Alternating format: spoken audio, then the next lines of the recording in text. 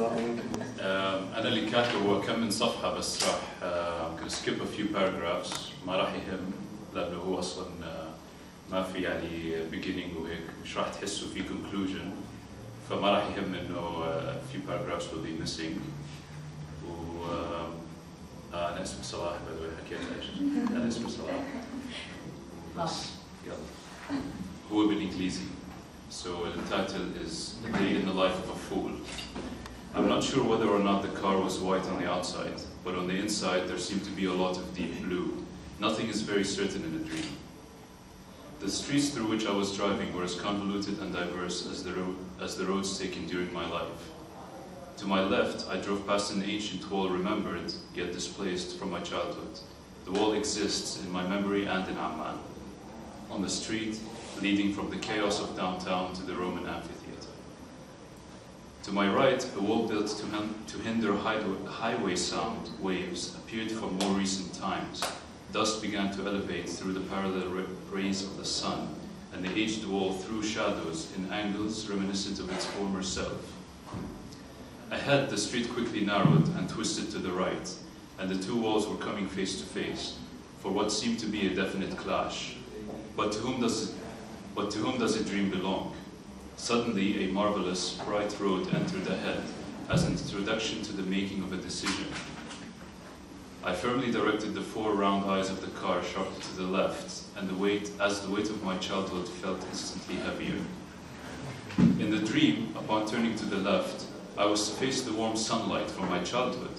Instead, upon waking up, I said good morning to the wind that was still using the edifice of the building for the sake of creating childish sounds one moment and horror sounds a moment later. For the past few mornings, a train of wind had been running through my head as I awoke. Indeed, today was not an exception, as the train arrived yet again on time.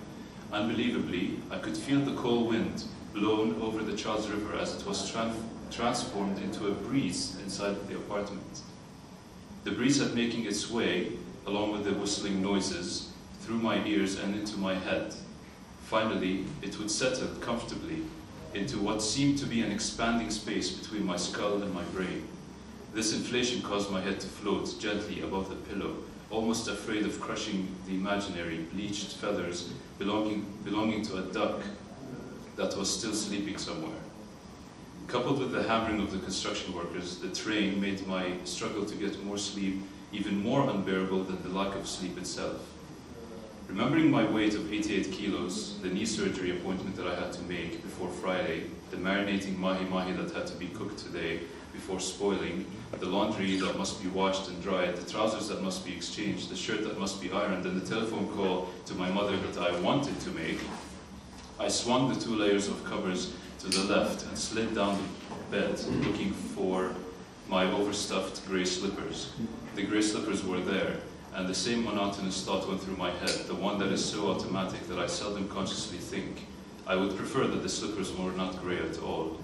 The black face of my watch, beating on top of the book next to my bed, quickly pointed its silver, uneven mustache to 8:14.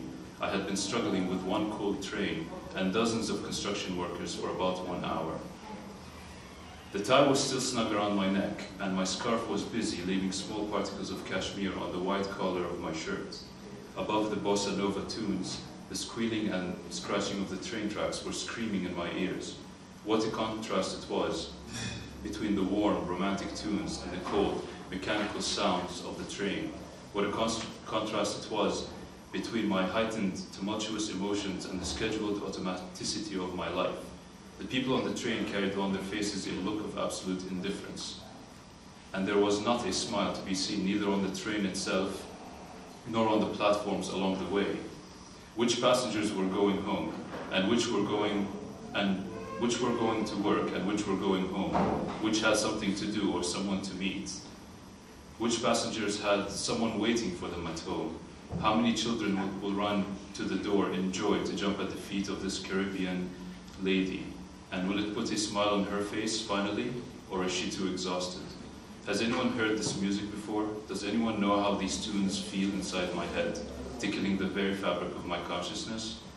Due to the construction along the track, the last stop of the train left a short walk ahead of me before arriving at the hospital. The sun held its head up so high, and along the sidewalk, a young, skinny tree was determined to make it until next summer. The sun held its head up so high, and with the help of some clouds, its rays still showed up in person. The wind, in the meantime, floated among these rays like the tunes floating on the lines in a book of music. What I couldn't read, I was still able to hear and understand. Now I'm facing the warm sunlight from my childhood again, and I am not in a dream. The sunlight does not feel clean, for it is drowning among clouds of smog. The feeling of homelessness is yet again lurking just beneath a surface made fragile by my own complaining senses.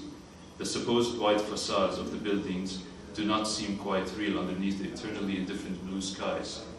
But at night, Amman literally twinkles. The narrow road went around one of the 7 hills making up Amman. Small sidewalks appeared under the headlights of speeding cars and separated the street from the homes and the lives of the little children. Yet these children still spilled into the streets, and I watched out for them with the lights of a hypocritical 6-cylinder SUV. Balls bounced into the street, and children competed for them with bouncing hair and with laughter. Their laughter finally brought me home, and the dream, it belongs to the dreamer.